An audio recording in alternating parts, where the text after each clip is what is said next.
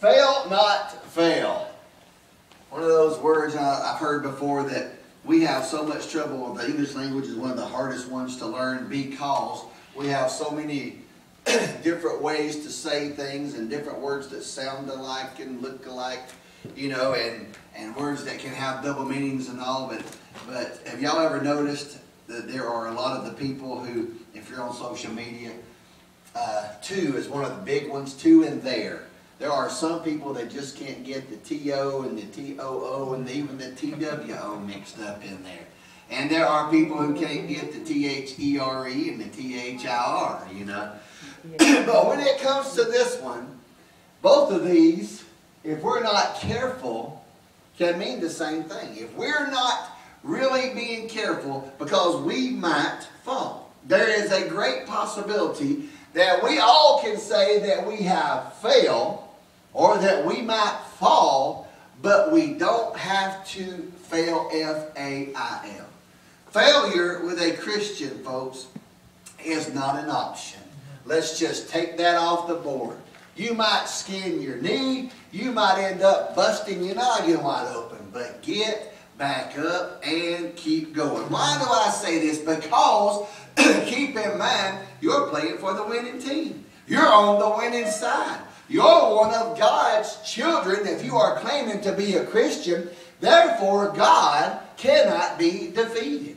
God cannot be put down or be second place. God will always be first, plain and simple. And because, as His Word tells us, He loves us and He is a jealous God and He wants us to love Him back, then guess what? Everything that we do, if He loves us so much, He's going to be sure that we are just like Him and that we don't fail, F-A-I-L, either. He's going to make sure that we are picked up and put back on that path, period. You got to believe this. The Word tells us in 1 Corinthians, we're bought with a price, therefore glorify God in your body and in your spirit, which are God's. You are God's, period, believing. If you know you're God's, if you believe you're God's, then act like it, walk like it, talk like it, and when you fail, then get up like it. 1 Corinthians says you're bought with a price. Be ye not the servants of men. When you do fail, well, not fail, F-A-L. When you do fall, let me get that right. When you do fall, don't stay, don't lay, don't play possum, but get up, shake it off, and just keep going. You are representing God. You ever watch those folks in the Olympic when they're out there representing their country? Oh, they give it their best. They get up and say, oh, but I'm doing this because I'm representing my country. Well, folks, the country that we're representing, Beulah land that we're looking forward to going to, our home sweet home in heaven, paradise, as we was talking about, folks, that's something to fight for. That's something to hang on to and know that if you keep getting back up, that you will eventually make it. And one of the Rockies, I forget which one it is, Rocky has been beat to a pulp. Well, that's all of them. But anyways, Rocky has been beaten to a pulp, and he's laying there, and even Mick, his old buddy, sitting there saying, just stay down, Rock, stay down, don't get back up. And finally, he says no, and he gets back up, and he starts fighting again. Folks, you might get hit, you might get hurt, you might get knocked to the ground and pummeled, but don't stay down. Get back up no matter what this world says, no matter what the circumstances around you are showing you. Get back up and get back in the fight. You can fall, and if you have failed, that's fine. But it doesn't mean that you have failed just because you've hit the ground. It's a war. It's a battle. You're going to get hurt. My dad used to tell me one of the biggest parts about a fight going into it is just know you're going to get hurt. And if you know you're going to get hit, you know you're going to get hurt, you know you're going to bleed, half the battle's over with, because that way when it happens, you're not shocked. You knew it was going to happen going in. When you sign up for God's army, when you sign up to be a child of God and you give your life to Him, God tells us, go back to His Word, Jesus even says I'm going to pray for you because they're going to come at you like you're the lamb and they're the wolves coming to the slaughter. They're going to come at you and they're going to attack. Satan is going to be sure. He's going to try to knock you down, knock the breath out of you. He's going to try to beat you up and utterly destroy you. But you just got to keep going. And if you're walking in the right way, if you're trusting in what God has for you, and if you believe that you're fighting for the just cause, that's the big thing. Do you honestly believe in what we say that we're doing? Do you believe that the weapons of our warfare are not carnal? Do you believe we're not really fighting a physical battle? Sometimes it gets that way, but we're fighting a spiritual battle. Do you believe it's the fight against good and evil, God and Satan? Do you believe that's what it's all about? If you do, then know this. Trust in what God says. The psalmist says, the steps of a good man are ordered by the Lord, and he delighteth in his way. Though he fall, he shall not be utterly cast down and destroyed, for the Lord upholdeth him with his hand. I mentioned this before, but I want to mention it again this morning. I like how the psalmist put that. Though he fall. You know what that means? I'm gonna fall. We're all gonna fall, period. Not if he falls, but though he falls.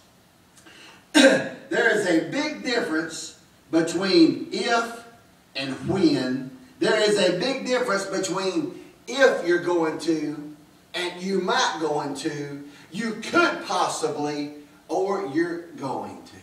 Folks, don't think that we have got to this point in our life. Look how long the law was put in place. From the beginning of time, from Genesis all the way up to where Jesus said, I come to fulfill it, not the way that. Look how long the world was in existence, how many men, how many great prophets, how many great kings. Look at it, but still we couldn't do it. Man could not follow to the extent that God needed us to follow, to be able to keep in right fellowship and to be able to make it home with Him. And so that's why Jesus came, and Jesus says, though you fall. In other words, I know you're going to, but I love you anyway. I know you're going to, but I've got a plan that's going to help get us through that. Oh, I know you're going to not make it every day, every step of the way, but I'm here to hold your hand. Is that the word say? He upholds us uprightly with His hand. It says, upholdeth him with His hand.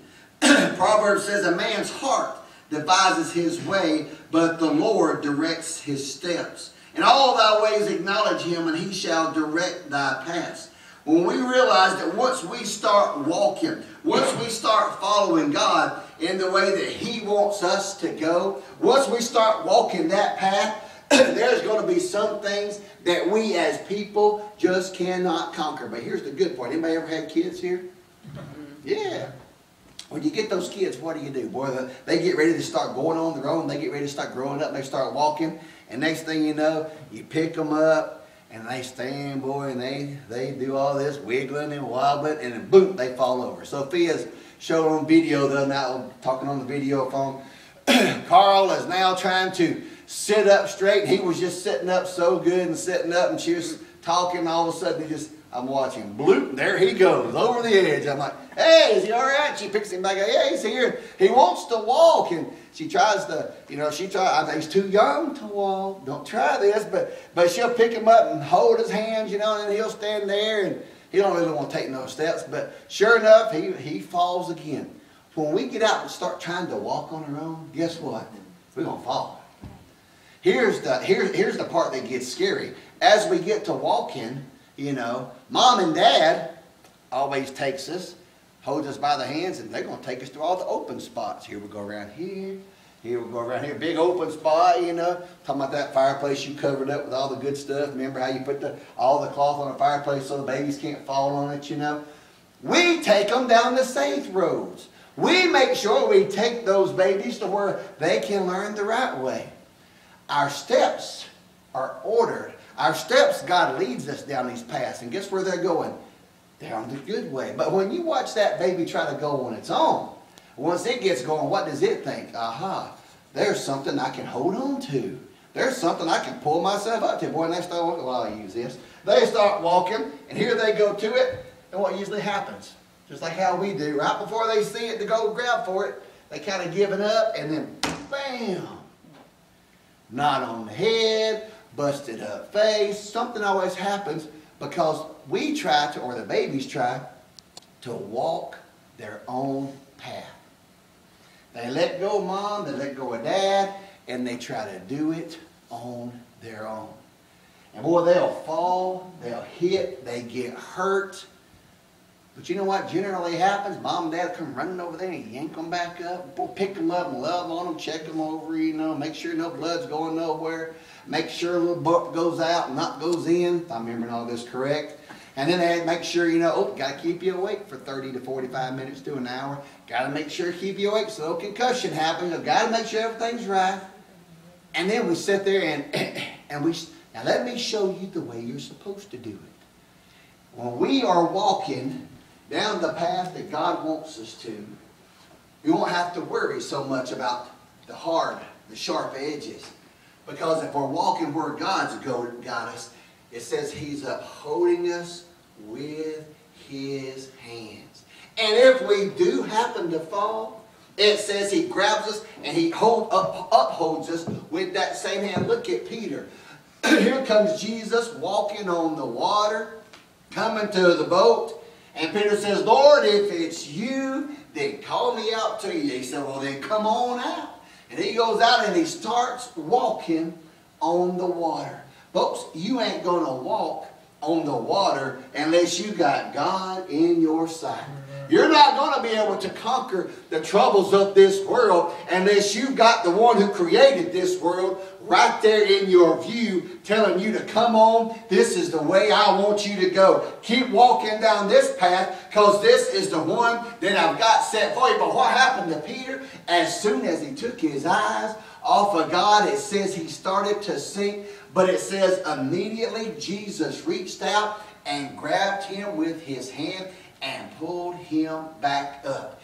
You might fall, but you don't have to stay down, folks. You might fall and you might get hurt, but don't give up the battle. It's always going to be worth. What if you would have quit trying to, when you was a baby and you hit that refrigerator, you hit that table, you hit that corner. What if you would have given up, then to this day you still wouldn't be walking. If you never stood back up and tried again. God is telling us as Christians to always stand back up and try it again. You're on the winning side. I got you. I'm there to pick you up. I'm there to heal you. I'm there to give you the care that you need. But you've got to stand back up by yourself.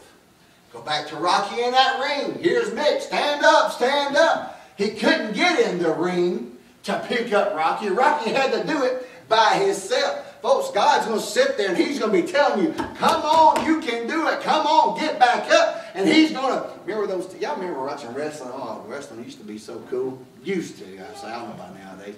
They'd always be the tag team device. And that guy would stretch as long as he could. And as soon as the ref turned his back, he'd jump in the ring and help, you know. That's the way God does us. He's there to help. He's there to lift us. He's there to pick us up. He's there to sit and beat the floor and say, come on, come on. But you've got to rally within yourself. Don't think about what you've done. Don't think about the sin. Don't think about the issues that has brought you down. Don't let that resonate in your head, because if it does, you're living defeated.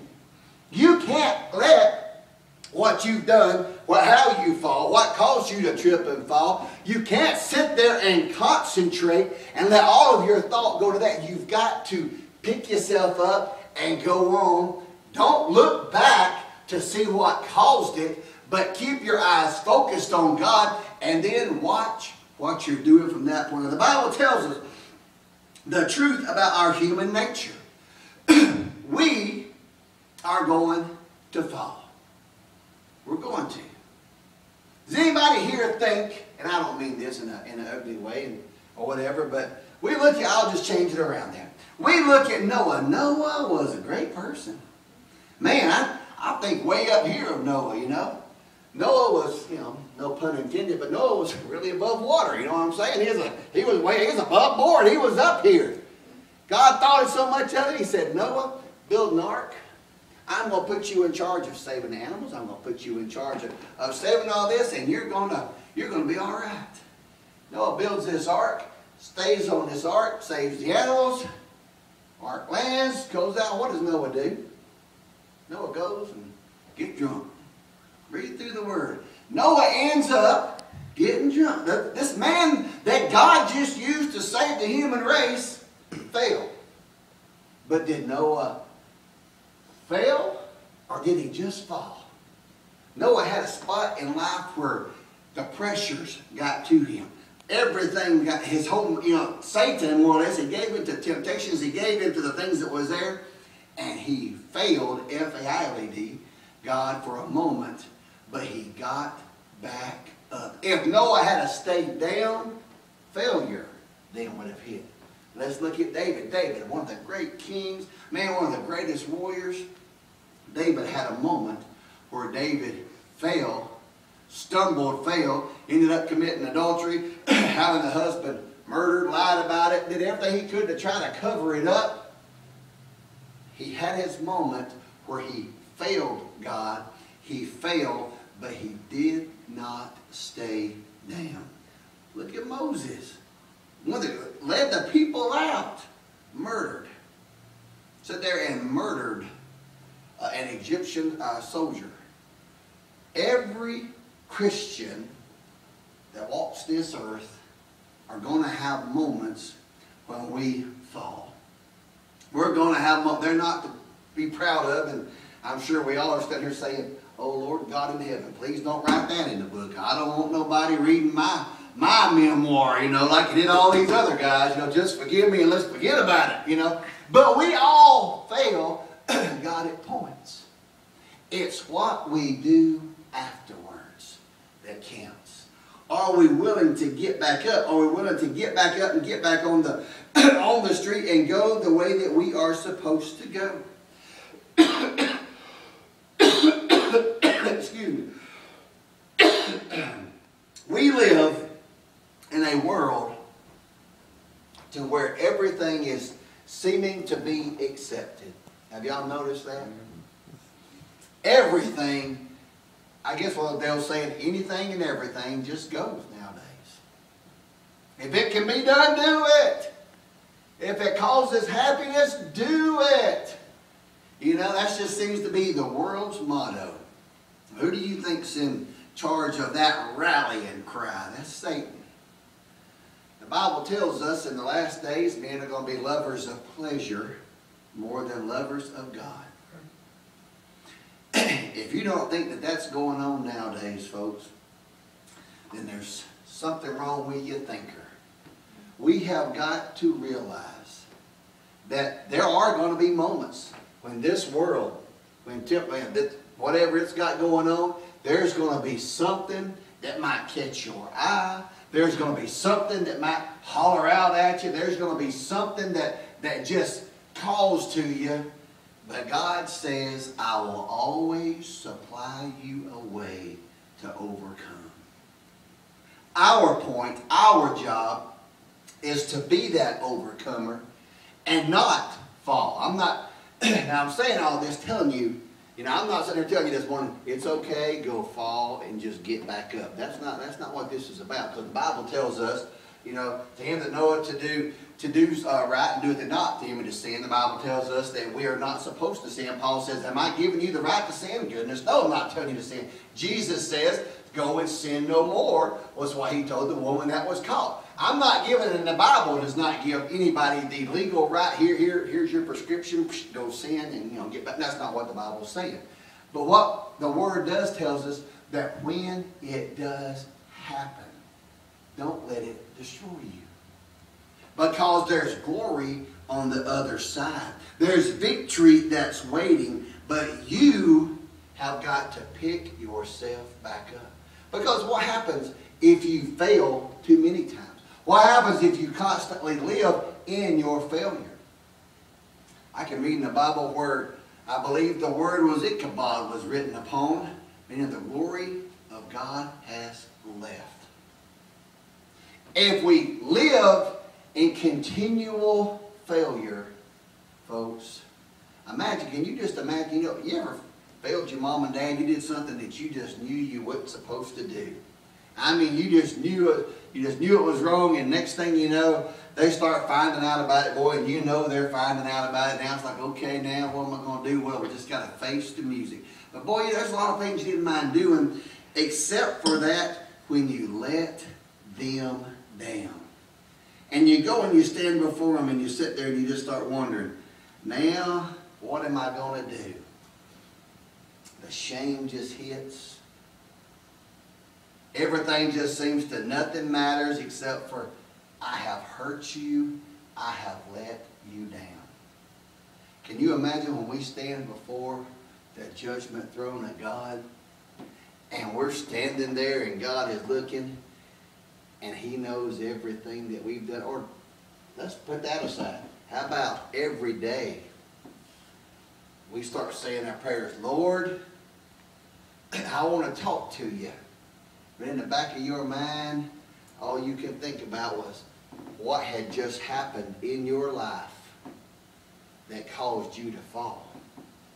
All you can think about is what you've just done or what you've just not done or how you have let God down. And you can't even get that prayer through. You get to start to praying, boy, and it just starts eating at you. Next thing you know, you don't even go there. Folks, God tells us, if you are heavy laden, if you have got a burden, He says, bring it unto me. Bring me that burden. I will take care of it. You know, lots of times we have a hard enough time just trying to, I guess, forgive ourselves. You know, I think that's a lot of times we do something or something happens and we can't even forgive ourselves. Well, if we can't forgive ourselves, how can we go ask God to forgive us? I'm reminded of a story. It just kind of hit me. So it's a pretty cool little story about two grandkids going to grandma's and grandpa's. They're out there staying for the summer.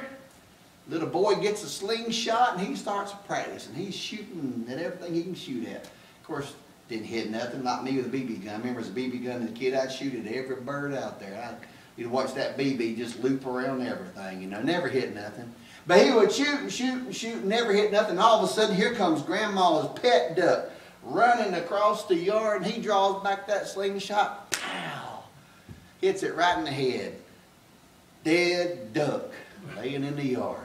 And he looks and he's like, oh no, what am I going to do? And he goes and he grabs the duck, he takes it and he drags it off into the wood and he hides it and turns around and here's his sister just a-looking. That night, Grandpa says, hey, I'm going to ride to the store. Talking to his grandson, says, you want to go with me? The little boy's sister says, no, he don't want to go. He wants to stay and help clean the house. But I'll go with you. And she looks at the brother and she says, duck. He knows what's going on, so she takes off. She gets to go with Grandpa. Next day, Grandma is sitting there packing all the picnic baskets. And Grandpa says, hey, y'all ready to go fishing? You ready to go? And the little girl says, well, he don't want to go, but I want to go. Because somebody, Grandma says, has got to stay and help her clean. And he has decided he's going to stay. And she looks at him and she just says, remember that duck? So she gets to go fishing.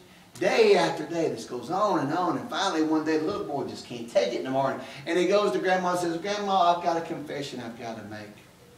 I killed your duck. I didn't mean to. I ain't been able to hit nothing, but I shot him with a slingshot, and the duck is dead.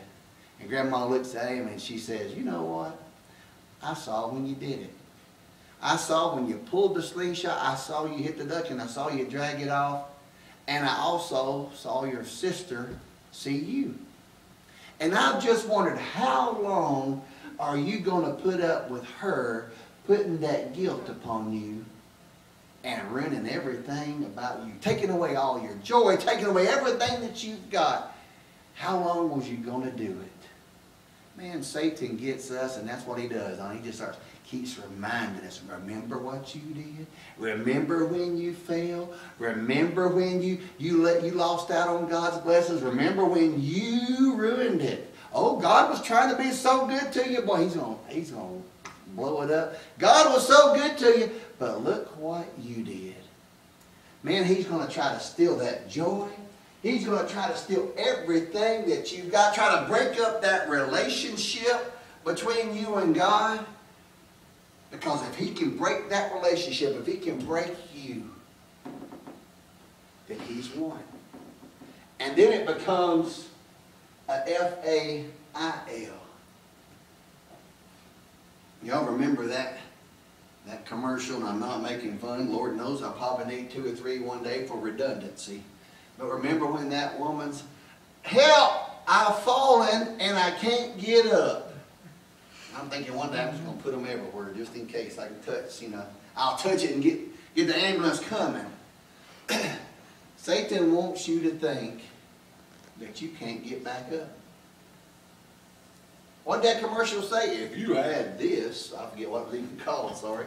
Should have looked it up. If you had this, all you had to do is push that button and help was on the way. Folks, when we fall, all you got to do is, instead of crying out, help, I've fallen and I can't get up, is help, God, I've fallen, but I want to get back up. Help, I've done something I'm not supposed to do, but God, I need your hand. Where's that hand that I read about that's going to come down and pick me? God, Lord, I know maybe I need to go back to the baby steps. God, I know maybe you need to go back and show me what I need to do. But God, I need help. You know what God's going to say to us? What took you so long? I seen what you did when you did it. I've known all about it this whole time. I've just wondered how long you was going to let Satan steal your joy. I was just wondering how long you was going to allow him to persecute you. Come to the instruments. This is what Paul said in Romans. He says, I'm persuaded that neither death, nor life, nor angels, nor principalities, nor powers, nor things present, nor things to come. Pretty much covers it.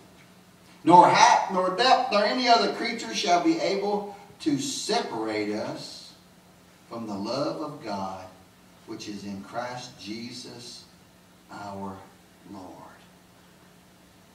Folks, nothing is going to separate us. The Bible says nothing can separate us if we walk where we're supposed to walk. If we act the way we're supposed to. Now, we can let things come in. We can open up the door and allow things to come in. Let's see what it says again. Height nor depth, any other creature. Nothing can separate us from His love. God's still going to love us. But what we can do is allow things in to hinder our relationship. God still loves us no matter what. Period. The Bible says He is love. When you fall, get back up, shake yourself up, or shake the dust off, dust off, and start walking again. It's not a fail, F-A-I-L, until you give up and throw the towel in. Who wants to do that? What's that song? I've come too far to look back. I've got more of my human days behind me, but man, I've got so much more in front of me that's going to surpass where I've already been if I can just hang on to God. Hey, you might get a bloody nose, you might get a black eye. As a kid, sometimes that was a good thing. Oh,